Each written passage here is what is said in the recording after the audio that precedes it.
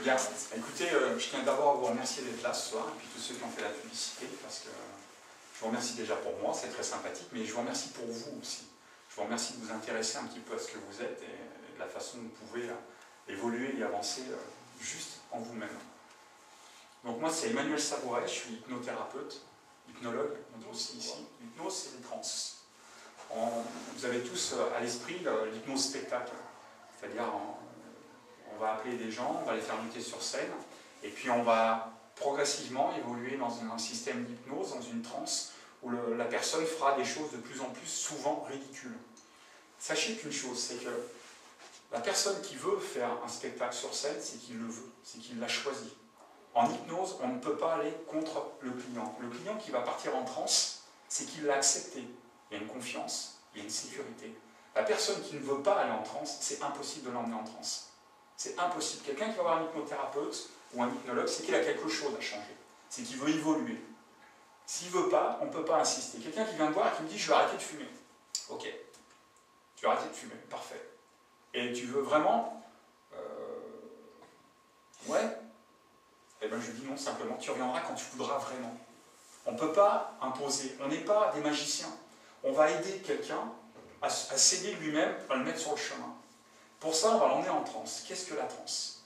Il y a deux transes. Il y a la transe hypnotique et la transe que vous connaissez tous. Tout le monde est hypnotisable. Vous vous hypnotisez tous les jours, plusieurs fois. Vous regardez un film, vous regardez un livre. D'un seul coup, on entend « Oh, tu m'écoutes quand je te parle ?» Quoi? Tu m'écoutes? Tu viens de me parler? Non. Ça fait 3 fois que je t'appelle. Vous étiez en transe. Votre conscient est complètement absorbé. Il s'est concentré sur quelque chose. Donc ce conscient-là, il n'entend plus rien. Le conscient, c'est quoi? Le conscient, c'est cette faculté que vous avez d'analyser et pouvoir décider si oui ou non, ce qu'on vous dit, ça vous convient ou pas.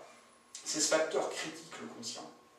C'est-à-dire que le conscient peut faire à peu près 4 à 5 choses à la fois, par seconde. Vous m'entendez parler. Vous entendez qu'il y a des gens qui sont passés derrière. Vous avez la sensation un peu des personnes qu'il y a dans la salle.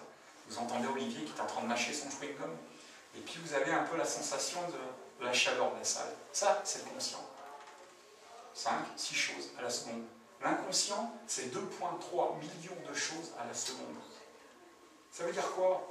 Ça veut dire, il régule. Inconscient, conscient. Vous êtes dans votre voiture. Vous rentrez du travail. Vous avez passé une bonne journée ou une mauvaise journée. C'est pas important. Votre patron, il a gueulé ou il n'a pas gueulé? Vous rentrez à la maison, il va falloir faire à manger ou pas? Il y a les amis qui viennent ou la famille. On ne sait pas trop. Puis d'un seul coup, on dit « Oh, je suis déjà arrivé ». Vous étiez en transe. Votre conscient était complètement absorbé par vos pensées. Ça, c'est le conscient. Et puis d'un seul coup, vous êtes toujours dans votre voiture. Et vous êtes dans cette transe où vous pensez à autre chose. Et puis il y a un ballon qui passe, ou un animal, ou un enfant. On met un coup de patin. Ça, c'est l'inconscient qui nous prévient du danger. Pourtant, le conscient n'était pas là. Tout ça pour vous dire, c'est pas compliqué. Quand vous êtes en transe, vous faites ce que vos valeurs et vos croyances vous permettent d'accepter. Si vous n'êtes pas d'accord, on ne le fait pas. N'ayez pas peur de l'hypnose. Cette hypnose qui va vous faire n'importe quoi, on va prendre votre corps. Non, on ne dort pas en hypnose.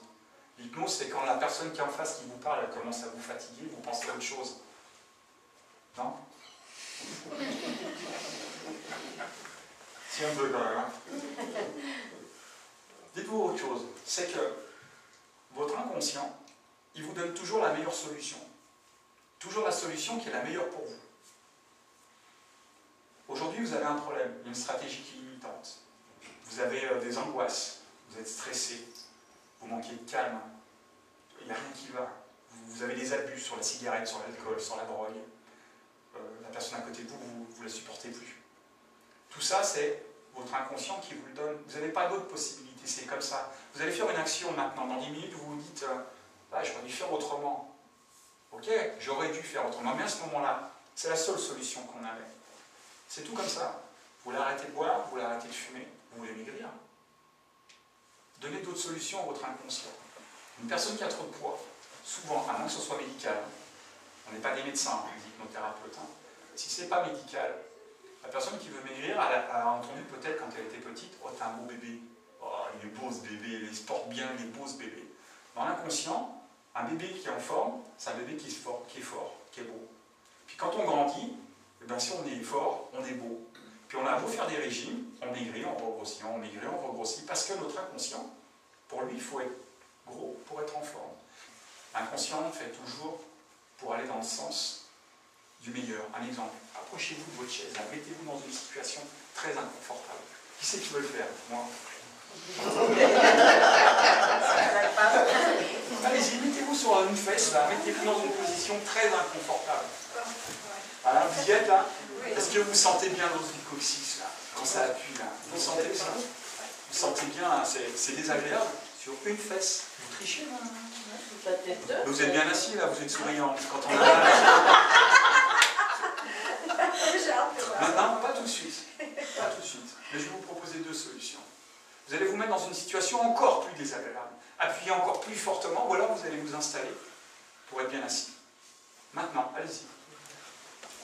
Choisissez. C'est dingue, ça? Non, mais vous, c'est du masochisme. Vous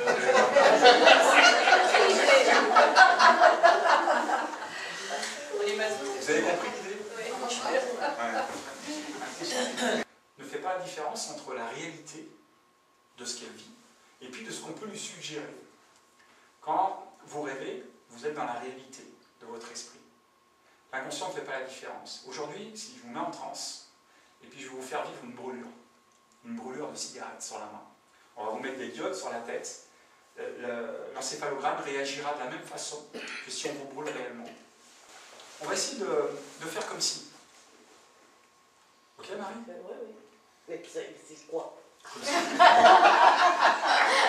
On va pas faire comme psy, on va faire comme si. Ok. Ok? Donc juste t'asseoir comme il faut. Assieds-toi bien. Je ne veux pas dire que tu étais mal assise. Et ça, c'est pourquoi ça? Parce que tu as peur? Non, j'aime pas. Je n'ai pas de position. Et juste les deux mains, les deux pieds au sol? J'aime pas. Non? Je suis pas bien. Pas bien? Non. Et pourquoi? Je sais pas. Je suis pas bien parce que j'ai mal aux jambes. T'as mal aux jambes? Ouais. Ok. Et tiens, bien. Je vais te donner quelque chose. Quand tu vas le prendre, Oui. tu vas te souvenir la dernière fois où tu l'as eu. Mais c'est un moment où tu étais vraiment très bien. Tu étais super heureuse. C'est un moment où ce bonheur, tu le ressentais là. Tout simplement. Quand tu vas le prendre, tu vas pouvoir fermer les yeux au même moment et puis me dire ce que c'est. Simplement, sans réfléchir, sans que tu aies rien à faire, en toute sécurité assis sur ta chaise. Ok? Tiens, je te le donne. Voilà. Tu peux juste fermer les yeux si tu veux, dans toute sécurité. Tous les bruits que tu peux entendre font partie de l'exercice. Et je veux que tu me dises ce que c'est. Un caillou. Un caillou. Et tu te souviens la dernière fois que tu l'as eu ce caillou dans la main? Oui. Ouais. Oui, j'étais au bord de l'eau. Tu étais au bord de l'eau. Tu peux garder les yeux fermés, comme ça tu seras plus facilement au bord de l'eau. J'étais au bord de l'eau, il faisait beau, il faisait doux, et je jouais avec le caillou. Tu joues avec le caillou. Oui. Là, tu l'as dans la main, ce caillou. Tu vas le sentir. Tu vas sentir sa masse, son poids. Simplement, là, si tu veux, tu peux refermer ta main dessus, comme tu l'étais là, au bord de l'eau. Tu joues avec. Il y a du monde avec toi? Oui. Ouais. Tu peux ressentir s'il y a le soleil, la chaleur. Oui. Ouais. Raconte-moi, qu'est-ce qui se passe là? Je caresse. Ouais. Je suis assise. Ouais. Il est tout rond. Tout rond. Et qu'est-ce que tu peux dire de ce moment que tu passes là? T'es avec du monde? Je suis avec du monde, je suis toute seule aussi. Ouais. Il y a du monde autour de moi, mais c'est comme si je suis toute seule, mais bien. Bien. Ok. C'est un moment pour toi là? Oui. Ouais. Et tu sens ce caillou? Oui. Ouais. Et puis tu sens ce caillou, puis ça te fait sourire, t'as remarqué ça? Et puis tu souris, et puis tu sens le caillou. Ouais. Et puis même j'ai des larmes. Ouais, c'est bon ça. J'ai des larmes qui viennent. Puis je suis bien.